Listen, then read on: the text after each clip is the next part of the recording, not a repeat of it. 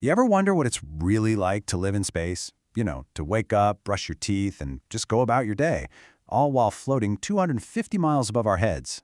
Yeah, forget what you've seen in the movies. Today, we're going to pull back the curtain on the strange, sometimes surprising, and honestly kind of hilarious reality of daily life on the International Space Station. So, let's get into it.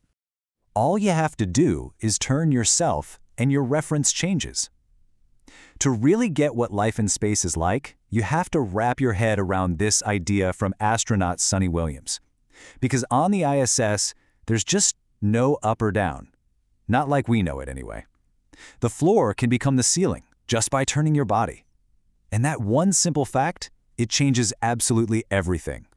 So that gets you thinking, right? What happens to the most basic parts of our day? Sleeping, eating, even just using the bathroom. What happens to all that when the fundamental rules of gravity just aren't there anymore? Well, let's find out. Okay, let's start with sleep.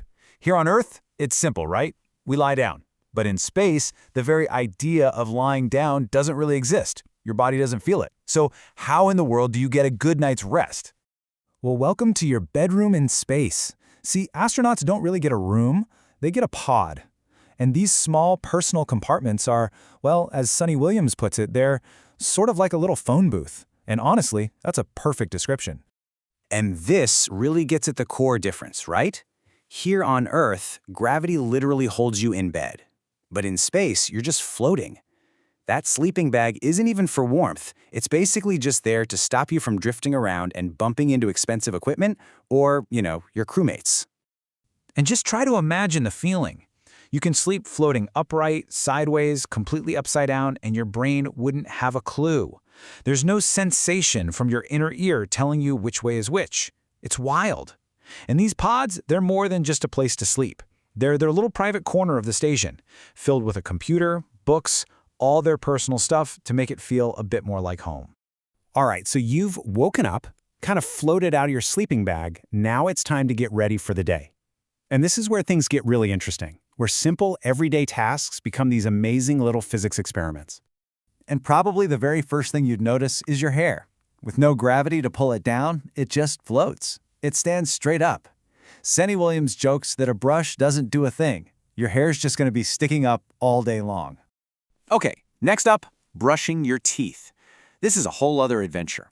You squeeze a little water from a pouch onto your toothbrush, but instead of soaking in, surface tension kicks in and it forms this big, wobbly bubble that just clings to the bristles. It's pretty cool. So you brush like you normally would, but then you have to make a very unique choice. So what do you do with the toothpaste? I mean, you can't just spit it into a sink, right? It would just float away in a million little bits. So you have two options. Option one, you just swallow it. Sunny says that's fine for a few months, but yeah, it tastes a little gross. Or option two, the more popular choice, you just spit it into a paper towel. All right, let's just get to it. We're going to address the elephant in the room, or I guess the elephant in the space station. It's the one question everybody asks. How do you go to the bathroom in space? Well, as Sunita Williams puts it, you have to have pretty good aim. And honestly, that pretty much sums up the biggest challenge of using the super high-tech, zero-gravity toilet. Precision is absolutely key. So here's how this thing actually works. The space toilet, which has the amazing nickname the orbital outhouse, doesn't use water. It can't. It uses air suction to pull everything in the right direction. So you've got two parts, a yellow-coated hose for number one and a really small can-sized opening for number two. And yeah, as you can imagine, it takes a little bit of practice to get it right. And just like at home, the bathroom is fully stocked. But the options are a little more practical. You've got gloves, for when things get messy. You've got a choice between coarse Russian wipes and softer tissues. There are even Huggies for general cleanup. And of course, disinfectant wipes for when, in Sunny's words, things get really out of control. It's all about function. So after navigating that whole morning routine, it is definitely time for a meal. The kitchen, which they call the galley, is really the social hub of the space station. It's where the whole international crew comes together. So, what's on the menu? Well, most of the food comes in one of two ways. First, you've got dehydrated stuff, and you actually rehydrate that with a water gun. Then there's the ready-to-eat food that comes in pouches, things like barbecued beef brisket that you just stick in a food warmer to heat up. And this is what's so cool about the ISS. It's reflected right here in the menu.